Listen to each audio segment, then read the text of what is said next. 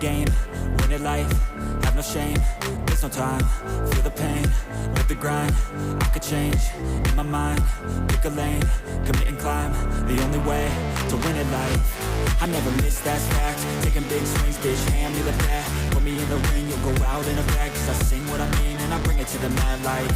Ain't got time to kill, I got time to feel, I took the red pill, I know life's short so I wanna live real, but how's it supposed to feel?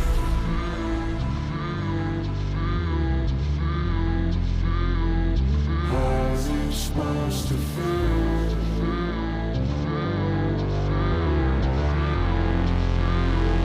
How's it supposed to feel?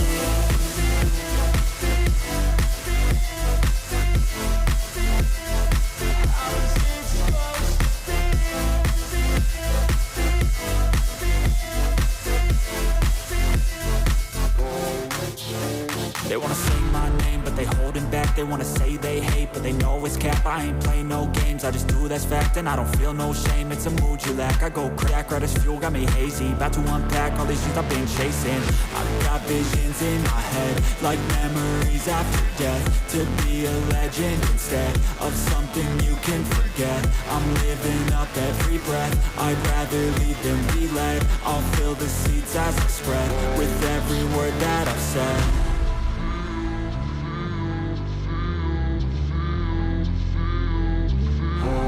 Supposed to feel?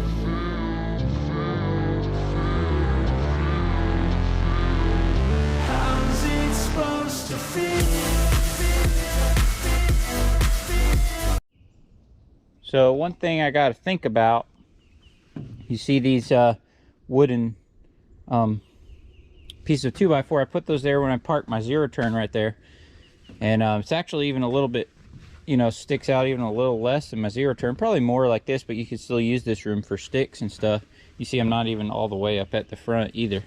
But something I got to think about is if I put a Velke on here, or a big caster Velke like I want, the darn thing's probably gonna be like out here or something, you know, so it's gonna take up more room than a sit down zero turn is gonna be smaller up there. So something to think about. Guys, I'm gonna call the same dealer that I bought that Patriot from, because I'm just curious how much it would be nowadays if I buy a new Skag walk behind. So I'm gonna try to call them.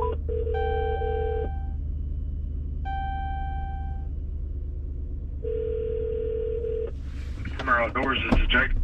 How you doing, buddy? Had a quick question. I bought a Skag Patriot from you guys in December, which I love the mower. It's awesome. That's not why I'm calling. I'm calling because I'm wondering what the price is right now or for the next few months for a Skag 48-inch walk behind if I had y'all order one for me. Walk behind, so like it's the SWZT.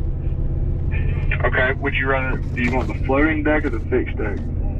The floating deck for sure. Okay, so, and would you be paying cash or financing? Cash. You'd be looking at $63.99. Okay, gotcha. So after tax and stuff, is it, what would that be? Let's see.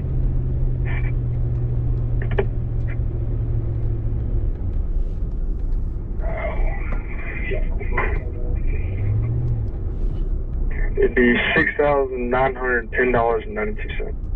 All right, buddy. Well, thank you so much. I'll keep that in mind. And will that stay basically same until what, like August or something?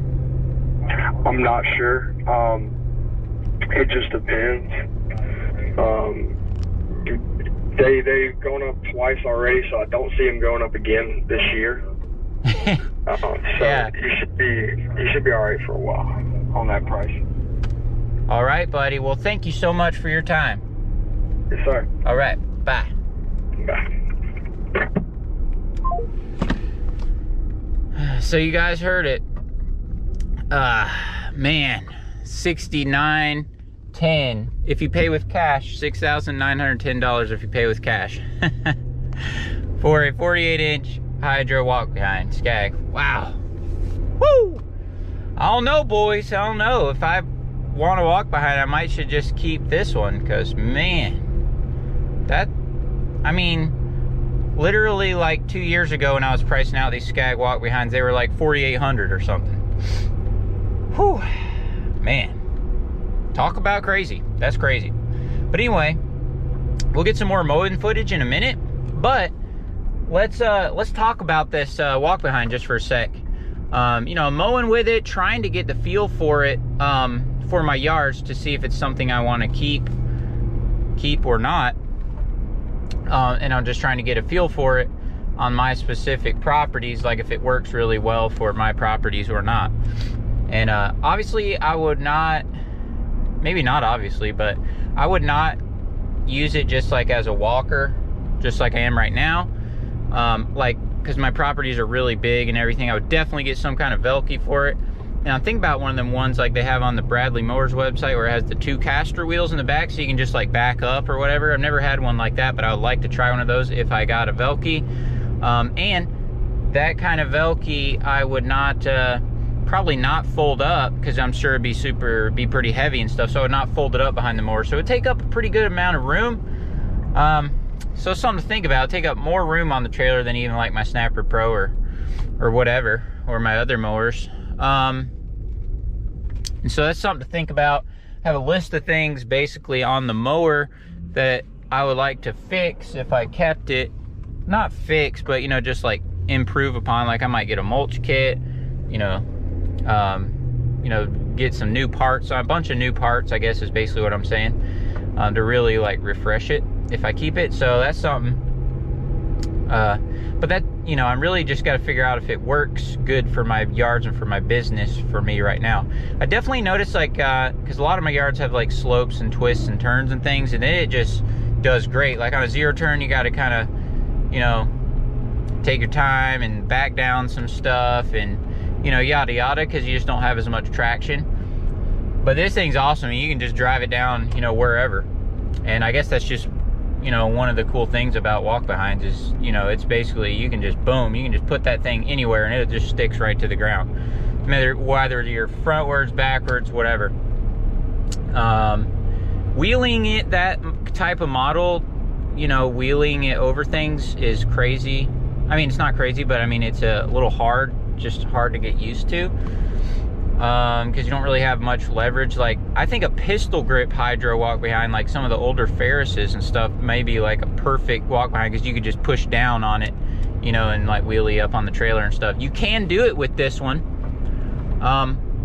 but it's just kind of hard to get used to. You got to kind of time it perfect. You just kind of, as you get used to the mower, you can, you take off, you kind of push down some. You know, you got to kind of just get used to how exactly where that power is, and that will help you like wheelie over roots and things like that, like as you're pushing down, in combination with the power of the mower taking off. So, you know, just some things I gotta, so I'm just like making myself use it without a Velke here for a week or two, just so I can see what it feels like, you know, because I don't want to buy a $400 Velke and I'm gonna sell the mower, you know what I mean? So that's what I'm trying to work on, trying to figure out. And yeah, that's basically what I got going on. You know, things are good here. Busy, but that's what I'm trying to figure out about this walk behind. But man, that price is steep. Because I was thinking about, if I like it, maybe I'll get a Skag one, because the Skag one would be lighter, and there are some advantages to it. It has like a bar right in the middle of the handle, so you could probably push down a little bit better. But you do have to squeeze the handles, which is one thing about this walk behind that is awesome, is there's no squeezing of the handles, which I love. It's just like a zero turn. You just push it. You just push the little levers, which that I think actually has an advantage over even some of the new models. So something to think about. There's a lot of things to think about this morning. I'm working on. I'm trying to figure it out. So anyway, I don't want to chat anymore, bore you guys. We're gonna get back to some mowing footage. I'll mow at least another yard, show you guys at least another yard with it. We'll keep moving. All right, see ya. You know, with all these crazy times we're going on right now, just like y'all just heard about that mower. But today's verse of the day is Matthew 6:34. Therefore, do not be anxious about tomorrow, for tomorrow will be anxious for itself. Sufficient for the day is its own trouble. And I think that's a great verse of the day for today, because I'm out mowing, and I know all of us lawn care owners and all of us, any business owners, we're like, what's the future hold? Like, what do we have to do, like with people's prices? You know, I've even changed a few people's prices this year, and changed a whole bunch of them last year when I went to weekly. But I guess this year, some point, I might have to bump them up again. You know, it's crazy. But even in the midst of all that, the Lord reminds us, today's verse of the day, do not be anxious about tomorrow. Don't worry about tomorrow. He's not saying just don't plan or even think about tomorrow and just throw everything to the wind. That's not what the Lord is saying. The Lord is saying, don't worry about tomorrow, because us worrying about what's going to happen in the future tomorrow in our country, that's not going to help us at all. Now, we can make provisions. I may have to adjust prices again. I may have to adjust prices this year. All of us may have to do that, and that's, you know, not fun to have to tell your customers that, and we may have to do that. But we still shouldn't worry about tomorrow. So